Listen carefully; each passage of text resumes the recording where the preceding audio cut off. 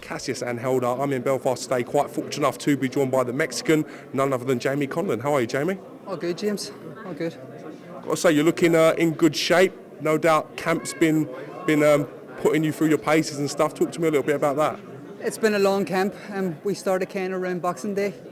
We're out in Glasgow, and then we went to LA for a few weeks of fantastic sparring, world-class sparring in the Rock Gym. And then we finished up again in Glasgow. It was a long camp, a hard camp, but a really beneficial camp. Do you like fighting Nicaraguans? Every time I look at your record or look who you're in with, it's always a Nicaraguan linked to you, and it always seems to bring out the best in you. Talk to me a little bit about Cardozo. He's got an all-action style. He's in your face from start to finish. His fitness is very good. He's a very dirty fighter as well with the head, but I feel he opens up opportunities for me to exploit him. It makes for an exciting fight at times, and I just got to remain on the game plan and stick to what Danny's telling me, and it'll be a very exciting night. Big moments for the Conlan family, with Michael in action next weekend on BoxNation as well. You in action this weekend. How good does it feel to see you both aspiring and achieving your dreams? It's brilliant. It's something that we set out for since we were kids. We always believed that we could be the best in what we do, no matter what it was. We pushed each other every day when we grew up together, and then when we moved out together. We got our first house together and stuff, and we always were driving each other on. So to see him take over America at the minute is I'm so proud, very, very proud. I hold his achievements far aloft than my own. I think he's doing stuff that it's unheard of before as an Irishman, and long may it continue. If you are successful against Cardozo, you win the WBC International Silver title. Is that a potential route you're looking at? Is that something that is Roman Gonzalez on the radar of Conlan? I think everything's up to Frank and MTK. I just got to fight. As I said the other week, let the fighters fight, the managers manage, and the promoters promote. And if everyone does their job, we'll all be smiling with lots of money and nice belts. But that's fairy tale stuff, and we just got to get down to it and win on Friday night. And number 2 with the WBO, that route's always very viable. So either or, I don't care. Whoever's in front of me is in front of me, and I just got to do a job. It's what I do that matters, not what they do. There's rumours that Inui will be moving up in weight. If so, that will leave a vacant strap. No doubt you'll have one eye on getting yourself in the mix for that. Of course, that's what Frank's goal, I think, is the WBO route. He's very well liked in the WBO, and he's been pushing us with the WBO for years.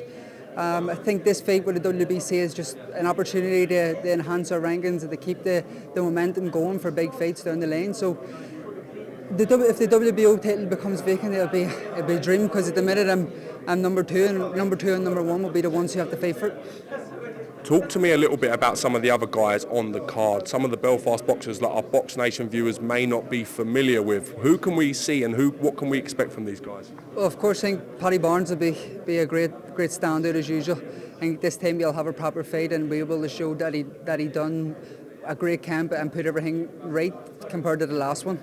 Tyrone McKenna, I think, will shine. He's fighting an undefeated fighter from Dublin. Marco McCulloch is fighting as well on it. He's been on BoxNation cameras, but also a good 50-50 fight, All-Ireland fight is Declan Gardy and James Tennyson. It's a fight that people in Belfast are talking about, and no one can really pick a winner. Everyone is either one side or the other. So it's a fight that I'm looking forward to after my fight's done, going home, watching BoxNation and catching up on it all.